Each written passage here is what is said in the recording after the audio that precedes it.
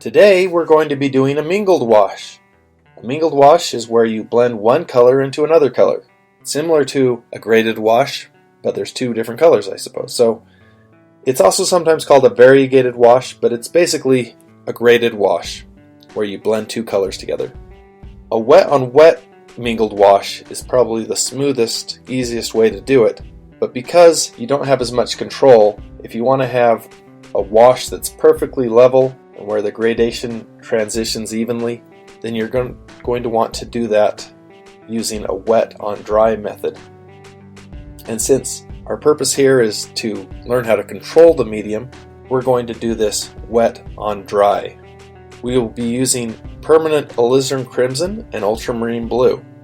I found that the best way to do this is to pre-mix the paint and not just mix 2 or 3, but mix 4 different pools of paint, one of pure alizarin crimson, one of pure ultramarine blue, and one that's violet that leans towards blue, and another violet pool that leans towards alizarin red. Make sure your pools are large enough to draw from as you work. If your pools are too small, that's one of the mistakes I've seen students make.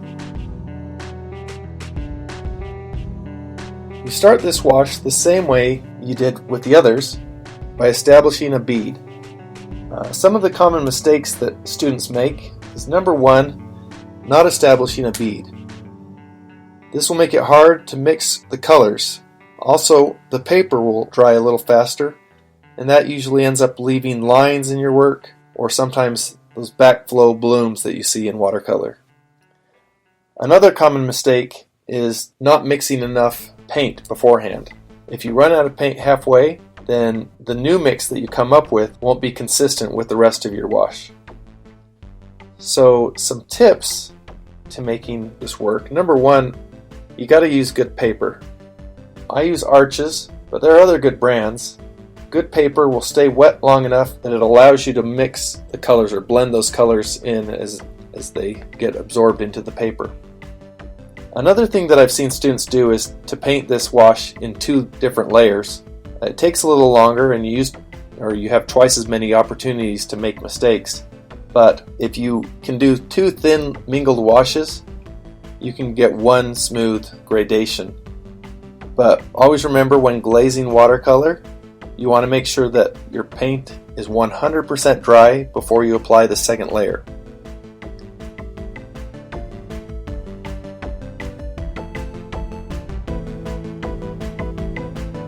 So at this point, I'm starting to transition to that blue, the second color, the violet that leans towards blue.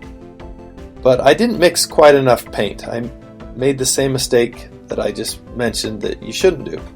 But because I'm trying to transition into blue, if I just tip the board, the palette, some of that pure blue will mix down into my violet blue, which will, if I just mix a little bit at a time, it'll help make that transition into a more blue color, and it will also give me more paint to work with.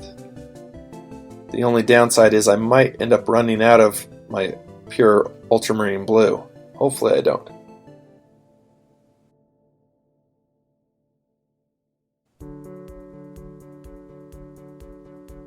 So here we can see how the paper stays wet with the bead. You can see just by how much reflection there is off of the bead and off the paper, how wet it is. And so that bead helps to keep the paper wet long enough to mix the colors in and have a good smooth transition. Sometimes you get little flakes or something that falls in your paper.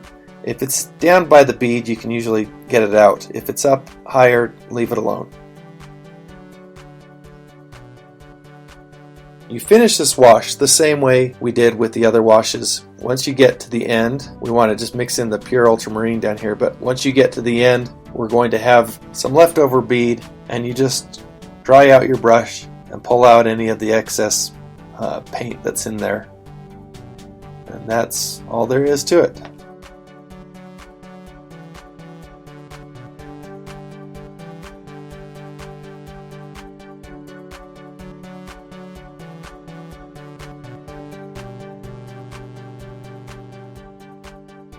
So it's not very often that you paint a mingled wash in a big rectangle. Usually it'll be in smaller sections. You'll have two colors, and so oftentimes you don't really do this the way that we just did it right here on the rectangle. But you'll just kind of mix two colors together, and while they're both wet, you can kind of move the paint around and create a gradation from one color to another. And if your pool is, or if your section that you're painting is small enough, it's really easy to get a good smooth blend. So this method is probably more for larger washes.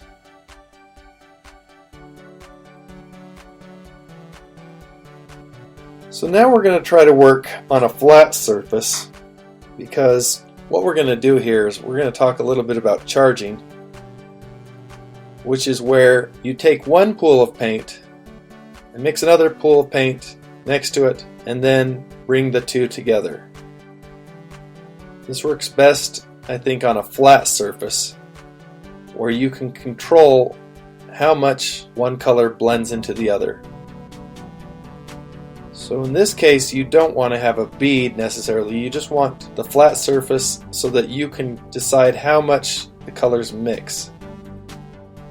Now there will be some just natural mixing that takes place between those two colors as they sit on the surface of your paper, and you can move it around by picking up your paper or your board and tipping it.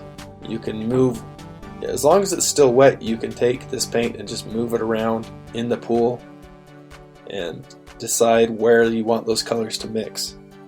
But this is more typical of what happens in a wash where it's smaller. But you can see there's not as much control here.